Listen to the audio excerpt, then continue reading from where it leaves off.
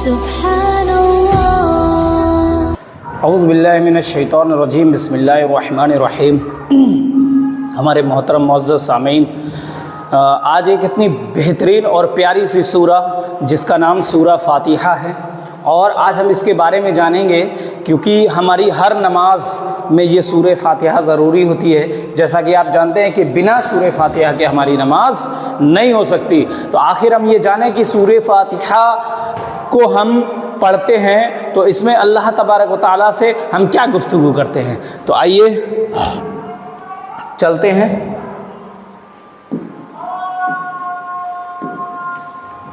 ये सूरे फ़ातिहा है। सबसे पहले हम ये जानते हैं कि फ़ातिहा इसका माना क्या आता है। फ़ातिहा ये दरअसल में शब्द की जो जनरेट हुआ है वो बना है फ़तहा,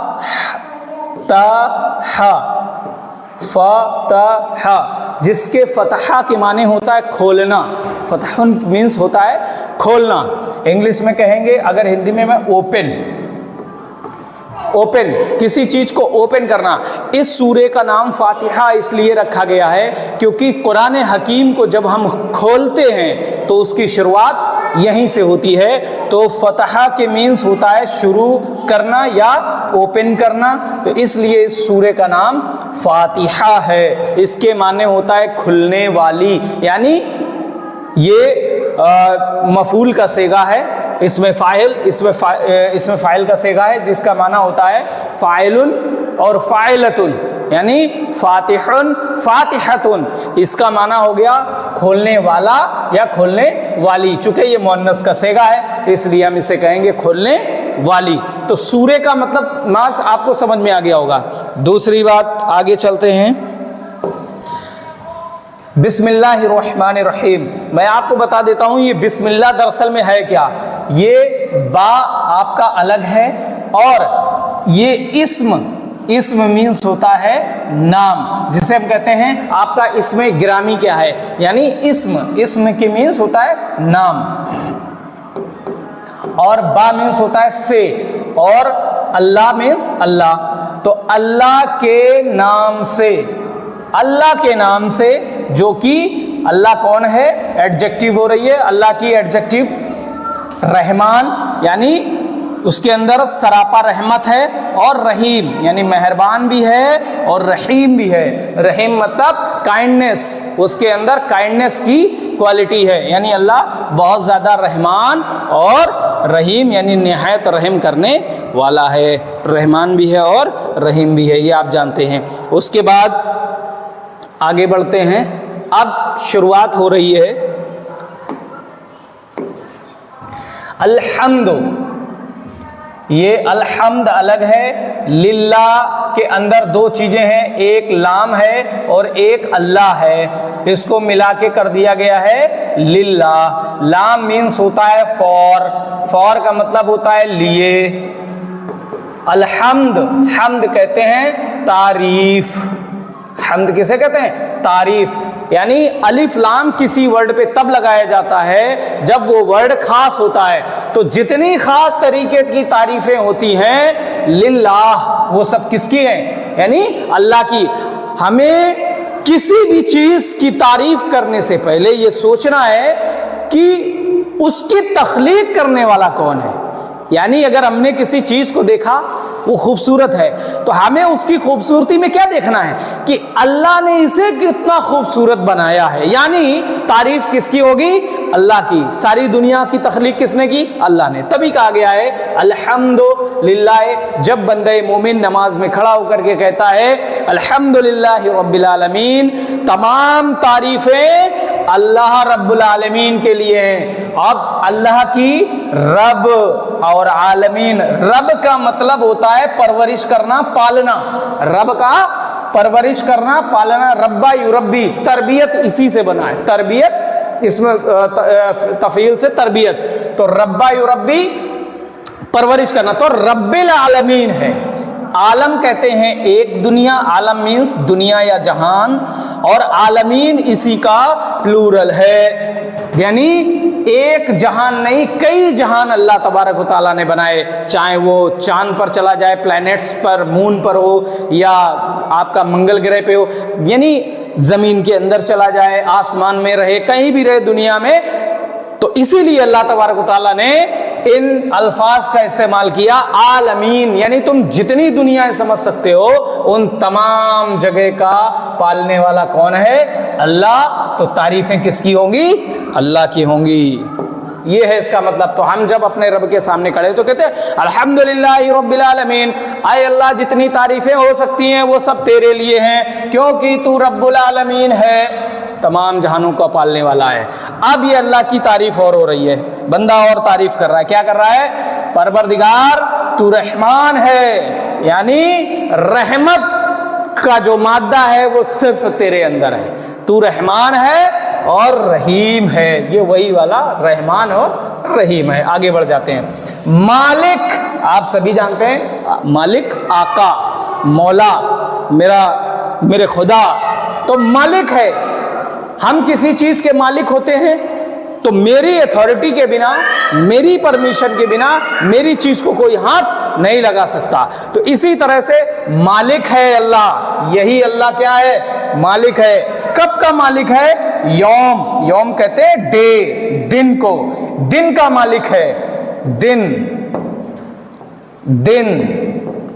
دن کا مالک ہے۔ کون سے دن کا؟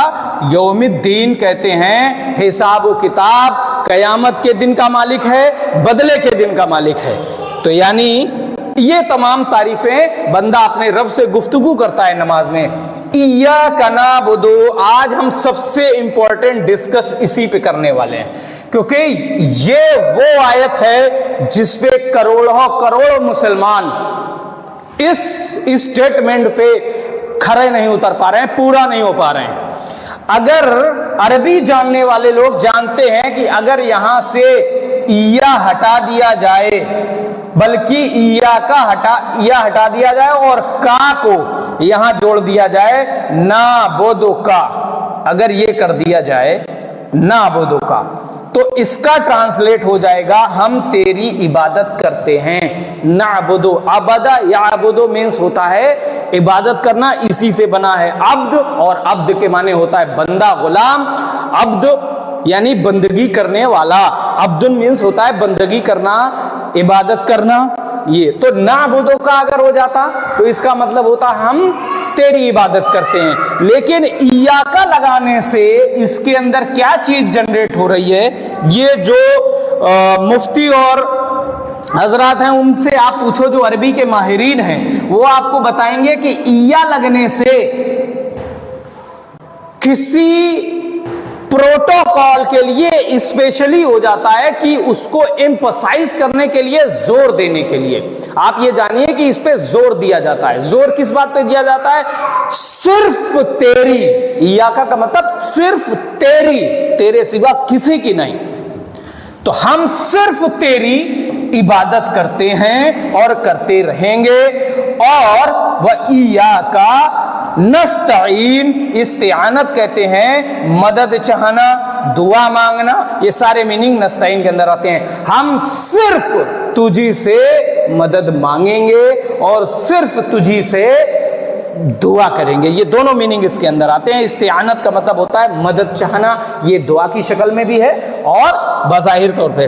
تو اب یہ بتائیے کہ اگر تم یہ کہتے ہو کہ یہ دعا نہیں ہے تو کیا اللہ تبارک و تعالیٰ خود آ کر کے کسی بندے کی مدد کرتا ہے کہ بیٹا میں تیرا خدا ہوں اور تو میرا بندہ ہے، لے میں تیری یہ مدد کرتا ہوں؟ یعنی یہ استعانت کا مطلب ہوتا ہے کہ مدد کو طلب کرنا، اور یہ طلب صرف اللہ سے، یعنی اللہ نے۔ اور یہاں کروڑوں مسلمان فیل ہو جاتا ہے قرآن میں اور نماز میں، تو یہ کہتا ہے جا کے اللہ ہم تیری ہی عبادت کرتے ہیں اور عبادت صرف تجھی سے مانگتے ہیں، لیکن مسجد سے ترنت نکلنے کے بعد دربار پہ پہنچ جاتا ہے کہ بابا میری فلانی دعا قبول فرماؤ یا میری یہ مراد پوری کروا دو۔ اب وہ چاہے براہ راست اللہ سے کراؤ یا آپ خود کرو، اس کا کیا عقیدہ ہے واللہ اعلم بالصواب، ہم اس پہ ڈسکس، ہم صرف اتنا جانتے ہیں کہ ہمیں دعا صرف اللہ سے مانگنی ہے۔ اس میں کروڑوں مسلمان فیل ہے، वो यही नहीं समझता कि इय्याका नअबुदु व इय्याका नस्तईन का मतलब क्या है, अल्लाह हमें किसी भी तरह की मदद सिर्फ तुझी से चाहिए, तेरे सिवा मैं किसी के दर पे नहीं, किसी के सामने झोली नहीं फैलाना, ये इसका मतलब है। आगे चलते हैं।